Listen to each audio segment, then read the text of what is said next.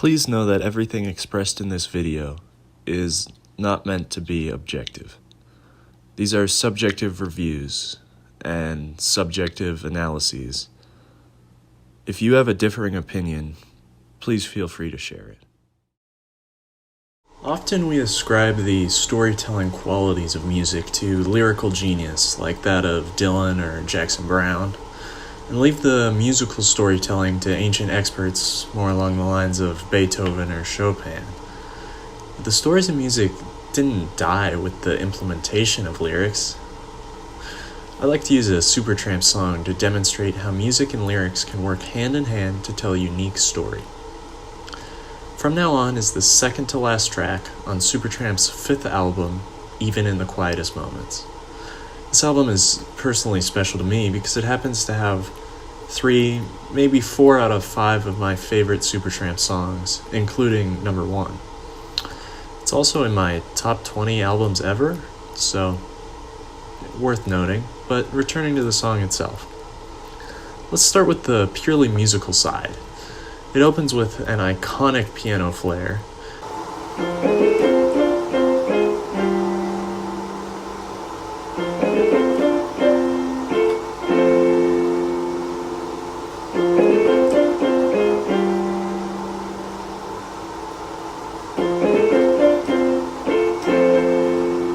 that rings 4 times with slight variation. This riff is in the key of F major as far as I can tell, and gives kind of a bittersweet but happy feeling.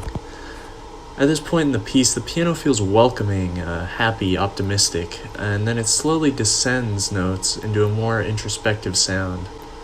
This is the transition from the opening to the verse. The beginning of the verse feels very mundane and everyday, unlike the more sparkly intro, till we slide into a different section that returns to a more introspective, thought-provoking sound. Sometimes I slowly drift away.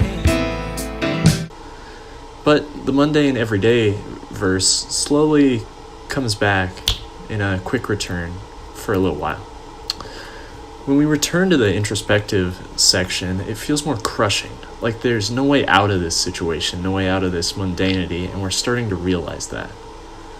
But there is. Suddenly the music swells into one of the most euphoric, blissful moments of any piece in my personal opinion.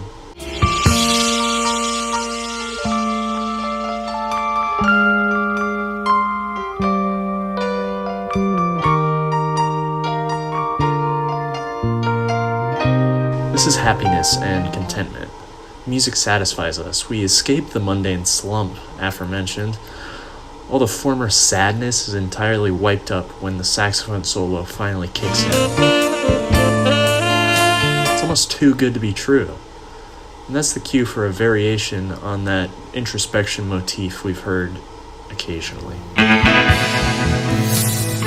This segment feels like we're assessing the happiness. We're poking holes in the perfection until it eventually dies and we return to the more overt happiness of the opening piano riff again.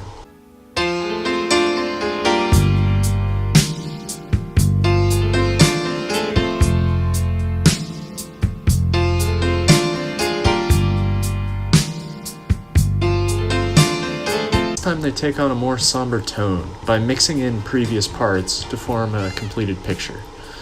The verse is there, the introspection, the saxophone solo, although different. We've realized that the happiness was fake, and we reconcile it with the banality of the world. We are finally fully awake to the real world, and it's a perfect mix of happiness, sadness, mundanity, and introspection. This is the section that takes us out of the piece and back into the real world, where we have to face all of this and more on our own.